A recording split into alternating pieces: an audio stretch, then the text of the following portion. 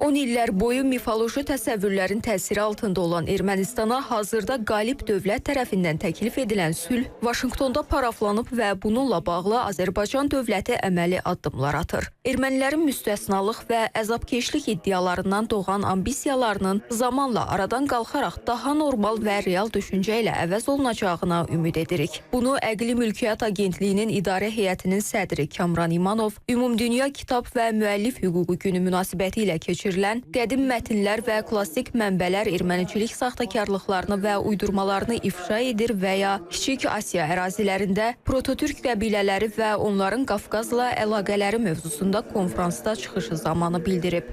Bununla Xay erməni mifologiyasını formalaşdıran böyük torpaqlar dırnaqarası qonşulara qarşı ərazi iddiaları bağlantısı keçmişə çevriləcək.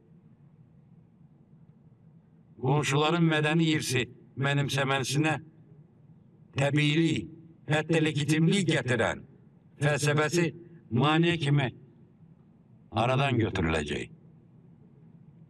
Erməni siyasətçilərin, dövlət və kilsə xadimlərinin, alimlərinin, nəhayət kütlənin əxlaqını təyin edən dünya görüşü aradan qaldırılacaq.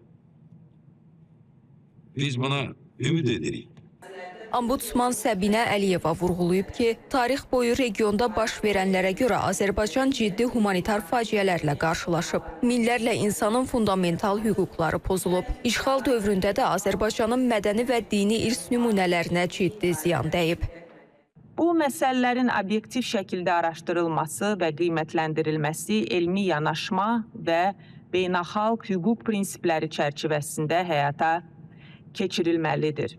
Təqdirə layiq haldır ki, bugün işğaldan azad olunmuş ərazilərdə geniş bərpa və yenidən qurma işləri aparılır. Lakin bu prosesin səmərəliliyinə təsir edən əsas problemlərdən biri də keçmiş hərbi əməliyyatlar nəticəsində ərazilərdə mövcud olan mina və partlayıcı maddələrin yaratdığı təhlükədir. Bu vəziyyət insanların təhlükəsiz qayıdışını və dayanıqlı inkişafı müəyyən dərəcədə ləngidir.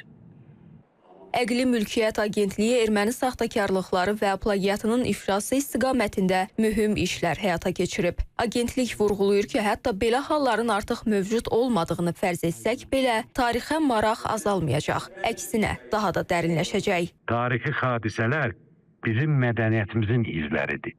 Mədəniyyətimizin izləri isə keçmişimizin faktları Azərbaycan xalqına məxsus olan əqli mülkiyyətidir. Həmin mənbələrdən bizim epik əsərlərimiz, folklorumuz və ənənəni biliklərimiz və digər işimiz dünyaya gətirilib. Odur ki, bunlar qorunmalıdır. Ona görə tarixə müraciət etməli olur. Qorunur və qorunacaq. Əqli mülkiyyət gücü ilə və vətəndaş borcumuzla. Mən öz mövqeyimi bax burada səmimi sizinlə bölüşürəm. Qeyd eləyək ki, tədbirin keçirilməsində əsas məqsəd əqli mülkiyyətə, xüsusən kitablara və onları qoruyan müəlliflik hüququna diqqəti cəlb etmək, yaradıcılığa dəstək vermək və şübhəsiz hay erməniçilik saxtakarlıqlarını ifşa etməkdir. Ləman Bayramlı, Namiq Ağayev, İTV Xəbər.